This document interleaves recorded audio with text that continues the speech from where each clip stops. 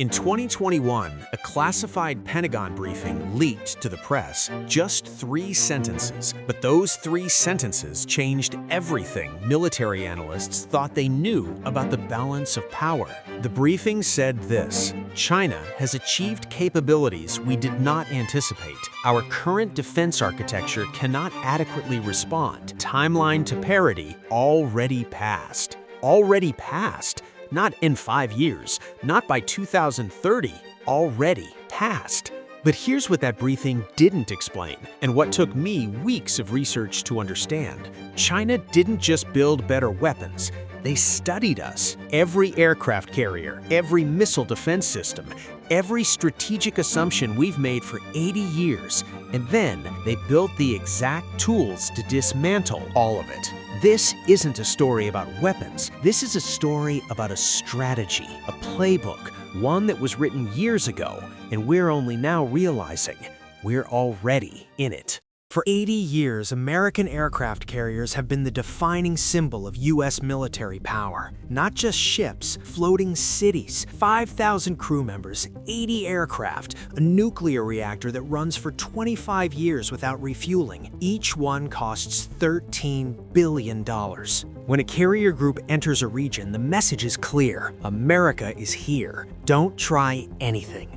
In 1991, during the Gulf War, 2 carrier groups in the Persian Gulf launched more airstrikes than most countries' entire air forces. Saddam Hussein's military, the 4th largest in the world, collapsed in 100 hours. The lesson was obvious to everyone watching: control the carriers, control the world. But someone was watching very carefully. In Beijing, military planners looked at those carriers and asked a different question. Not, how do we build our own? That would take decades. The question was simpler, colder.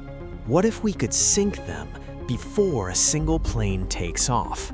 Here's what Chinese strategists understood in the 1990s. Air carriers are powerful, but they're also predictable. They operate in known shipping lanes. They need support fleets. They take months to deploy from the continental US to the Pacific. And most importantly, they're big. 1,100 feet long, 100,000 tons, moving at 35 miles per hour maximum. The DF-21D. NATO calls it the carrier killer. This is the world's first anti-ship ballistic missile, and its existence breaks 80 years of naval doctrine. Here's how it works. The missile launches from a mobile truck anywhere in China. It rises into near space, traveling at Mach 10. That's 7,600 miles per hour.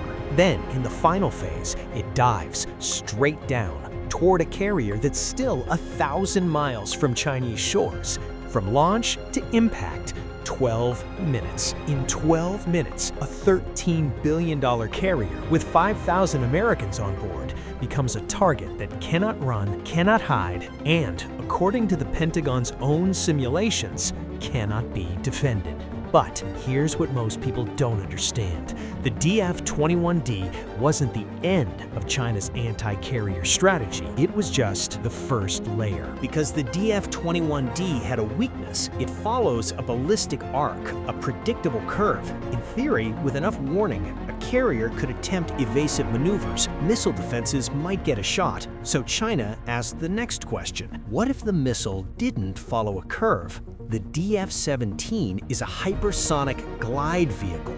Same speed, Mach 10 plus, but instead of arcing through space, it surfs the upper atmosphere. It changes direction, dips, climbs, zigzags. No computer model can predict where it's going until it arrives.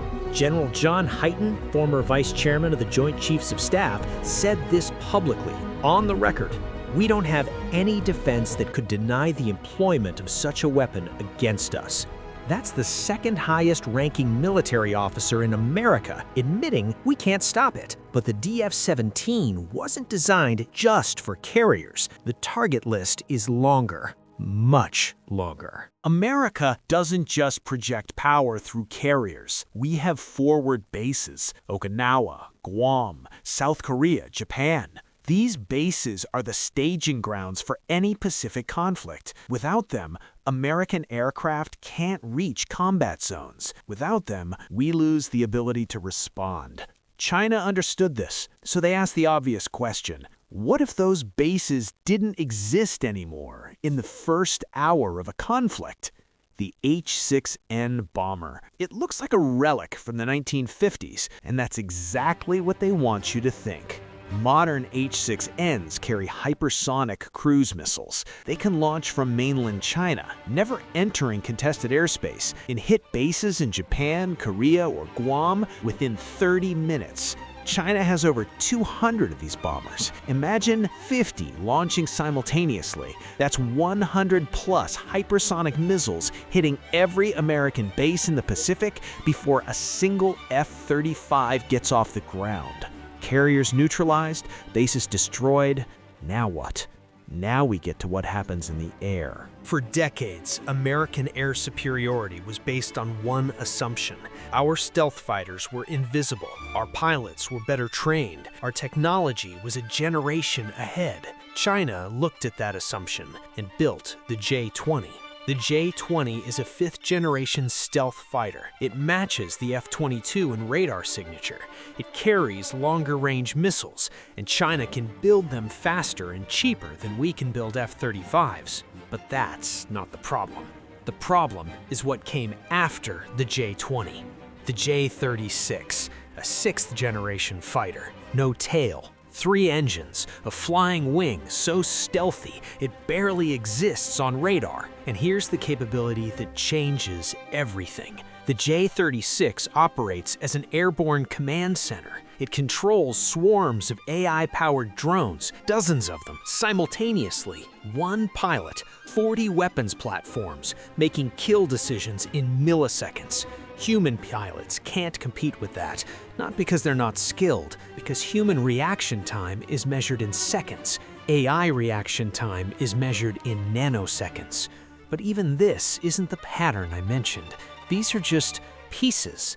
The pattern is how they connect. Let me show you what took me weeks to understand. Every weapon I've described, the carrier killers, the hypersonic missiles, the base-targeting bombers, the AI-controlled fighters, they're not separate systems. They're one system. Picture this, day 1 of a Pacific conflict, hour 1. DF-21D and DF-17 missiles launch simultaneously from mobile platforms across China. 12 minutes later, every American carrier within 1,500 miles is under attack. The ones that aren't sunk are crippled. Their aircraft can't launch. Hour 2, H-6N bombers, already airborne, release hypersonic cruise missiles toward Okinawa, Guam, and Korean bases, command centers, fuel depots, runways, gone. Hour 3, J-36 fighters supported by drone swarms achieve air superiority over the Taiwan Strait. Any remaining American aircraft are outnumbered, outranged, and facing AI-coordinated attacks. By hour 4, there is no American military presence within 1,500 miles of China. Not destroyed by attrition, not worn down over months, neutralized in 4 hours. This isn't speculation. These are the scenarios that Pentagon war games have simulated for years. And in most of those simulations, we lose. Here's what keeps military analysts up at night. And I mean that literally. It's not the weapons themselves. America has faced new weapons before. We adapt, we innovate. What's different this time is the timing. China didn't develop these capabilities over 50 years the way the Soviet Union did.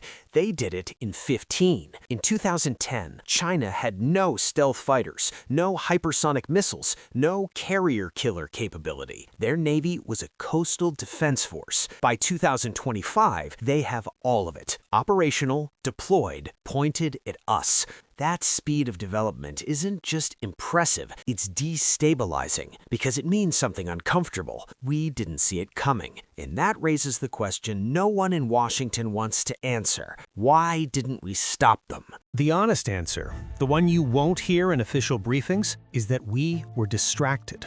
20 years in Afghanistan, another decade focused on counterterrorism. Meanwhile, China was studying our military and building its counter. We assumed technological superiority was permanent. It wasn't. We assumed our alliances would deter aggression. They didn't deter development. We assumed we had time. We didn't. And now, the carriers we build to project power can be sunk before they arrive. The bases we built to stage operations can be destroyed before planes take off. The fighters we designed for dominance face AI-controlled swarms that think faster than humans. 80 years of military doctrine, the foundation of American global power. China built an arsenal specifically designed to make all of it irrelevant in hours, not years, hours. So where does that leave us? I want to be clear about something. This isn't a video about China being evil or America being weak. Geopolitics isn't a morality play. China did what any rising power would do. They identified the military capabilities that constrained them, and they built tools to neutralize those constraints. That's not malice, that's strategy.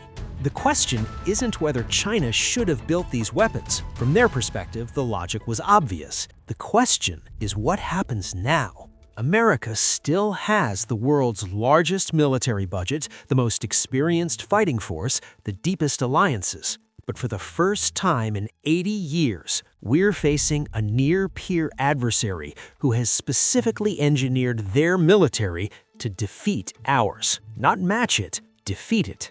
And that brings me to the question I've been thinking about since I started researching this. For 80 years, American military dominance wasn't just about protection. It shaped the global order. Trade routes stayed open because our carriers patrolled them. Allies felt secure because our bases protected them. Conflicts were deterred because our technology was untouchable. If that dominance ends, or even appears to end, what happens to that order? What happens to us? I don't have the answer. I'm not sure anyone does, but I think it's a question worth sitting with. Let me know what you think in the comments, and if this video made you see the world a little differently, that subscribe button is right there.